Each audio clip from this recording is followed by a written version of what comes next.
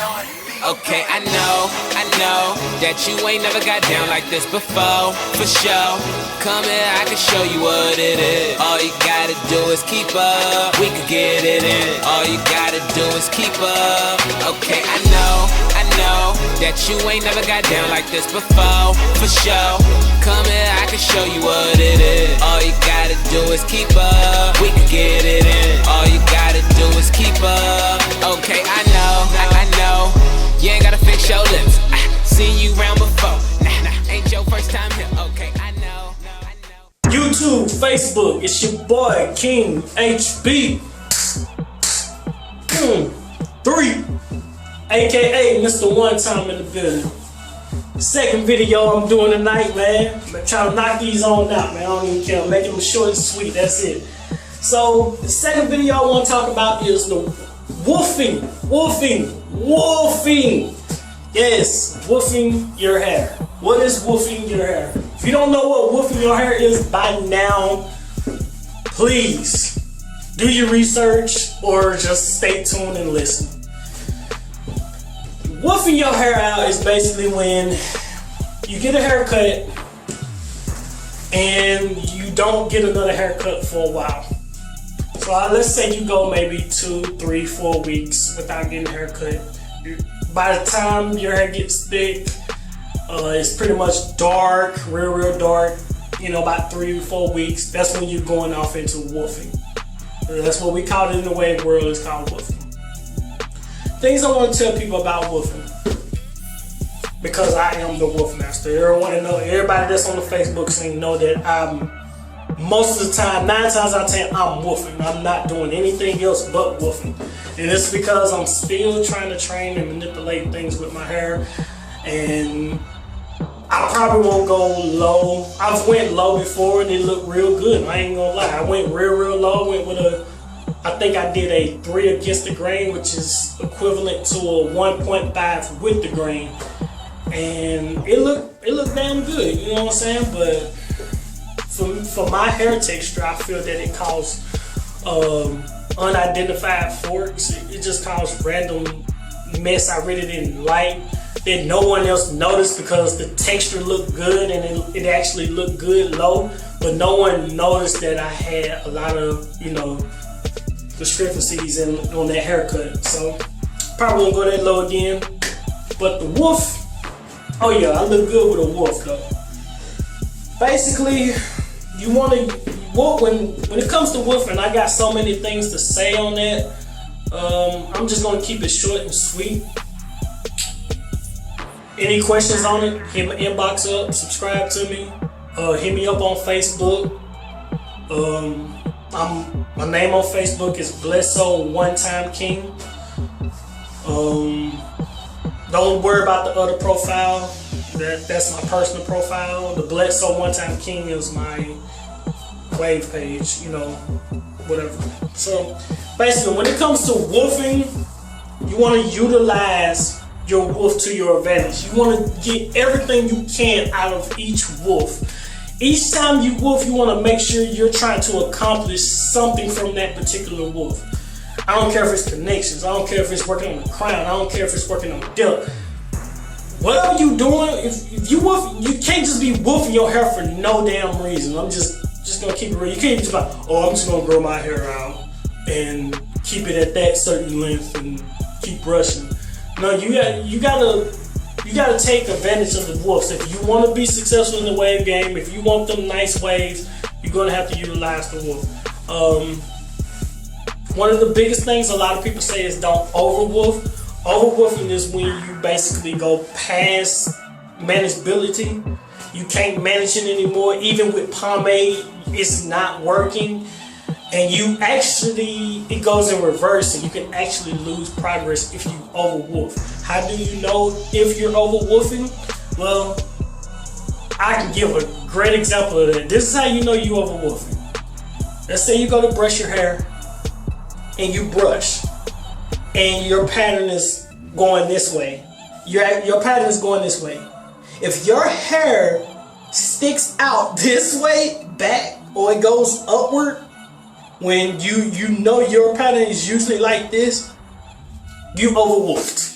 you need to cut.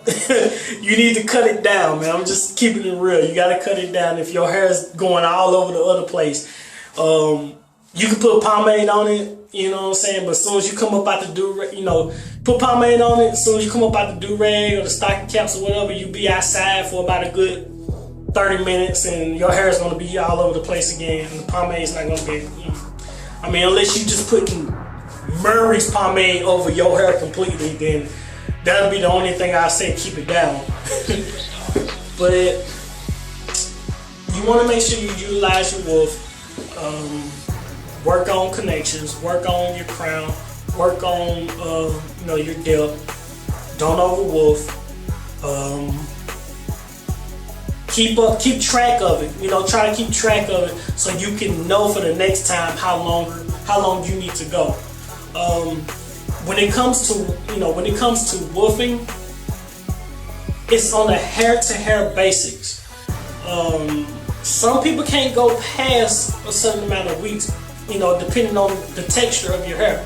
If you're a coarse hair waver, usually the coarse hair wavers I see, they max out. They usually max out, minimum is about 9 to 12.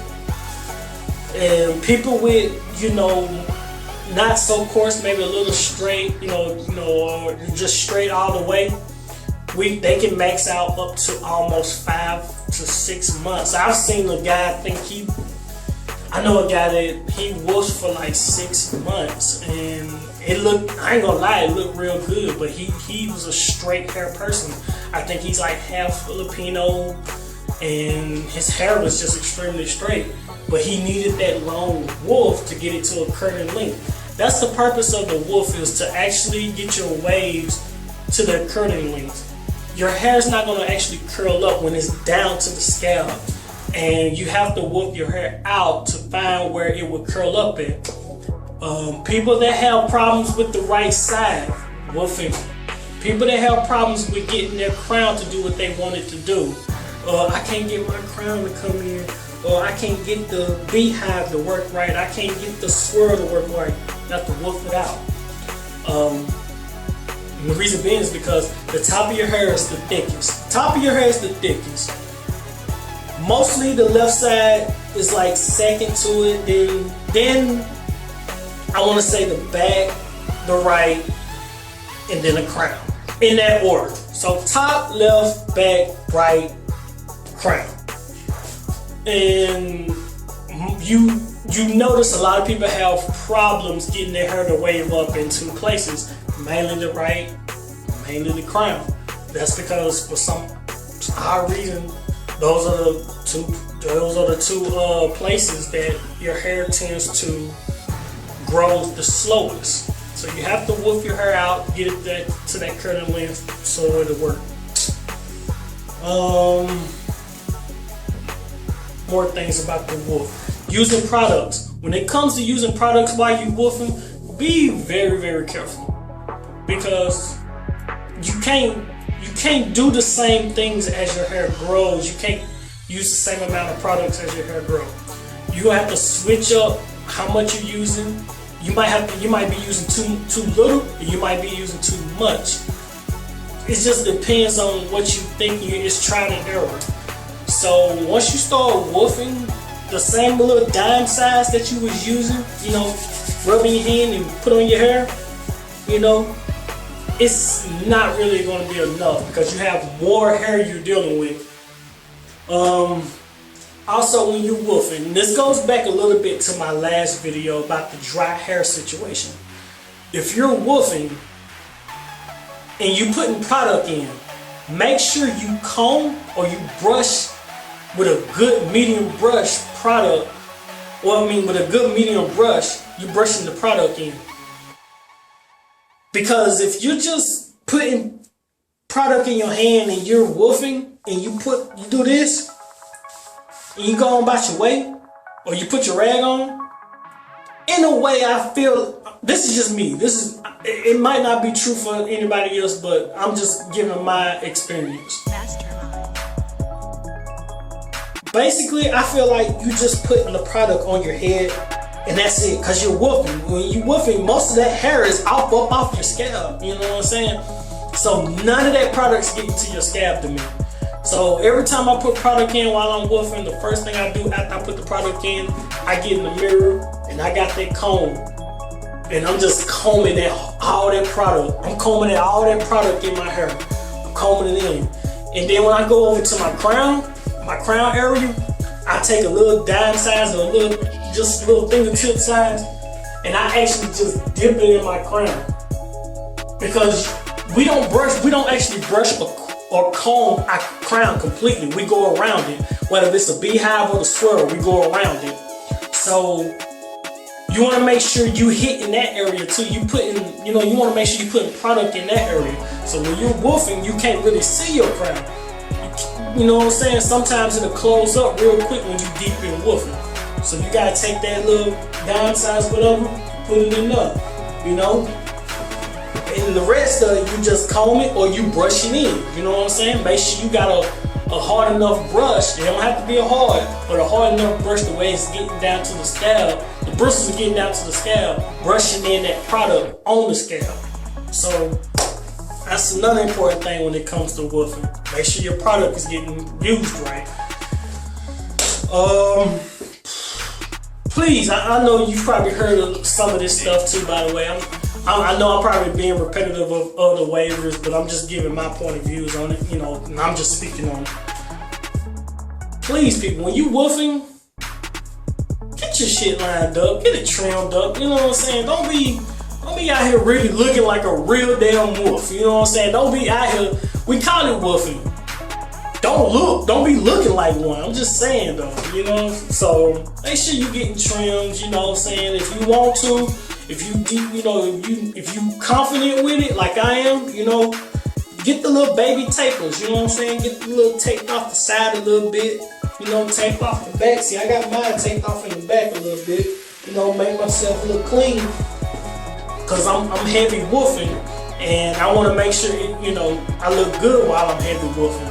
Because contrary to what you might believe, when you're heavy woofing and you get taper fades, like baby taper fades or whatever, well, you know, when they just fade out this and they fade out the back, it actually looked like a legitimate haircut. It gives the illusion of a real haircut because you lined up all real good, you know what I'm saying? So make sure you ain't got hair just sticking out all over the place. And sometimes I be like that, you know, when I don't feel like going to the barbershop and I know I ain't going nowhere but work and I'm not going out like that. But for the most part, I get lined up. And so that's pretty much it. But yo, that's it on the woof. If you got any more questions about the woof, any more things you want to ask me about it, you know what I'm saying? My inbox is always open on Facebook. My inbox is always open on YouTube.